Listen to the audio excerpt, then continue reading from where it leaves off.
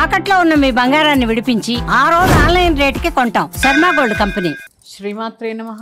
Suman TV వీక్షిస్తున్న ప్రేక్షకులందరికీ కూడా కార్తీక మాస శుభాకాంక్షలు.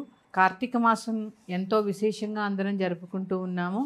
అందులో ప్రత్యేకంగా ఏకాదశి, ద్వాదశి. ఈ ద్వాదశికే చిలుకు ద్వాదశి అని, క్షీరాబ్ ద్వాదశి అని పేరు.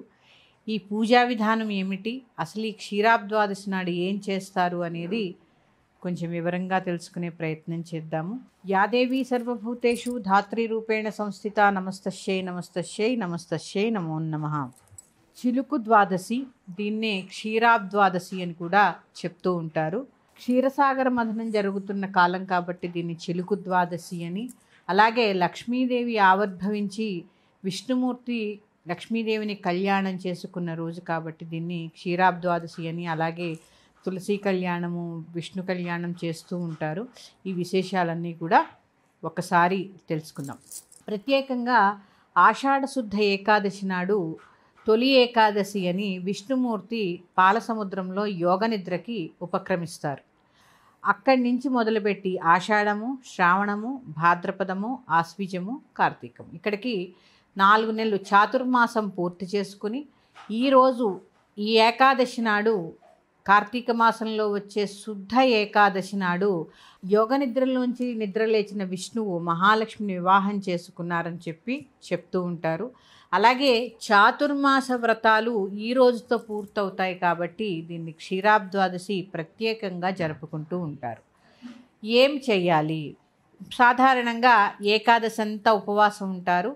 ద్వాదశి నాడు సాయంత్రం పూజ చేసుకుంటూ ఉంటారు.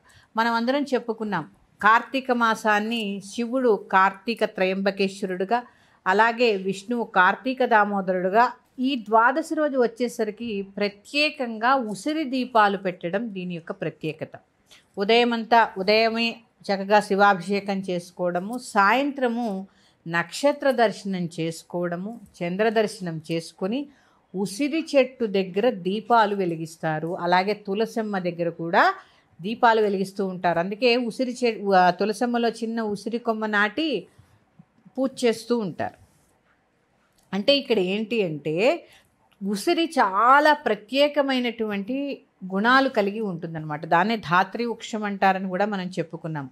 ప్రత్యేకంగా ఉసిరి చెట్టులో లక్ష్మీనారాయణులు కొలువై ఉంటారు. చెప్పాను కదా, విష్ణువు యోగ నిద్రలోంచి లేచి మహాలక్ష్మిని వివాహం చేసుకున్న రోజని ఆ లక్ష్మీనారాయణులు ఇద్దరూ కూడా ఉసిరిలో కొలువై ఉంటారు.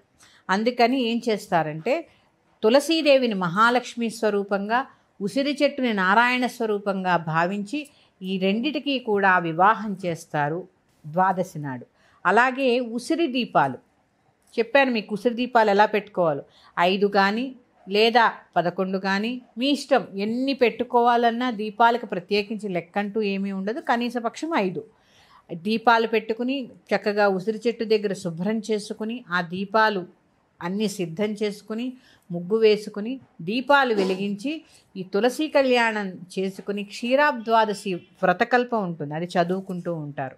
ఇది చేయడం వల్ల దాంపత్య సుఖం లభిస్తుంది. అంటే దాంపత్య సుఖం అంటే అన్యోన్యమైన దాంపత్యం లభిస్తుంది. అలాగే లక్ష్మీనారాయణ కృప వల్ల చక్కటి సంపద లభిస్తుంది, ఆరోగ్యం లభిస్తుంది అని చెప్తూ ఉంటారు. ప్రత్యేకంగా చాతుర్మాసాలు అనేవి చాతుర్మాస వ్రతాల్లో ఉంటారు చాలామంది. దీన్ని యోగేశ్వర ద్వాదశి అని కూడా అంటారు. ఎందుకు అంటే 4 నెలలు స్వాములు సన్యాసాశ్రమ దీక్ష తీసుకున్న వారు చాతుర్మాస వ్రతాల్లో ఉంటారు. ఎందుకంటే వారు ఒక ఆశ్రమంలోనో ఒక పీఠంలోనో అక్కడే ఉంటారు. ఇదంతా వర్షాకాలం కదా, వారు ఎప్పుడూ పాదసంచారులే తిరుగుతూ ఉంటారు, ఎక్కడా కూడా ఎక్కువ కాలం ఉండకూడదన్నమాట. కానీ ఈ చాతుర్మాసాల్లో వారు ప్రత్యేకంగా ఎక్కడికి రారు. ఈ ద్వాదశి నాడు ఆ చాతుర్మాస వ్రతాన్ని పూర్తి చేసుకుంటారు కాబట్టి దీన్ని యోగీశ్వర ద్వాదశి అని కూడా చెప్తూ ఉంటారు. చాలా విశేషమైనటువంటి ఫలితాలను ఇచ్చేటటువంటి రోజు ఈ క్షీరాబ్ ద్వాదశి. దీన్నే చిలుకు ద్వాదశి అని కూడా చెప్తూ ఉంటారు. అందరూ కూడా ఈ లక్ష్మీనారాయణని పూజ చేసుకుని, కార్తీక దామోదరుడి పూజ చేసుకుని, తులసికి ఉసిరికి మీకు తోచినంతలో మీకు తోచిన విధంగా చక్కగా వివాహం పూజ చేసుకుని, ఏమీ లేదమ్మా, చక్కగా తులసి మొక్కకి పసుపు రాసి బొట్టు పెట్టి, అలాగే ఉసిరి మొక్కకు కూడా పసుపు రాసి బొట్టు పెట్టి దానికి పసుపు కొమ్మ ఒకటి కడుతూ ఉంటారు. చాలామంది కొంతమంది 365 ఒత్తులు ఈరోజు కూడా వెలిగిస్తూ ఉంటారు. ఈ 365 ఒత్తులు నేను చెప్పాను, ఎప్పుడైనా దీపం వెలిగించకపోతే మృతా శౌచం కానీ, జాతా శౌచం కానీ, అనారోగ్యం కానీ, ఈ ఋతుక్రమాల్లో మనకి దీపం వెలిగించిన రోజులు ఏవైనా ఉంటే ఈరోజు కూడా 365 ఒత్తులు వెలిగించడం వల్ల ఆ దీపం పెట్టిన దోషమంతా తొలగిపోయి లక్ష్మీనారాయణుల యొక్క కృపకి పాత్రులై చక్కటి సంపదని అలాగే అన్యోన్యమైన దాంపత్యాన్ని కలిగి ఉంటారని మన శాస్త్రాలు చెప్తున్నాయి. అందరూ కూడా ఇలా చక్కగా పూజ చేసుకొని ఆ లక్ష్మీనారాయణుల యొక్క కృపకి పాత్రులు కాగలరు. మరి యొక్క అంశంతో మీ ముందుకు వస్తాను. శ్రీమాత్రే నమః. స్వస్తి.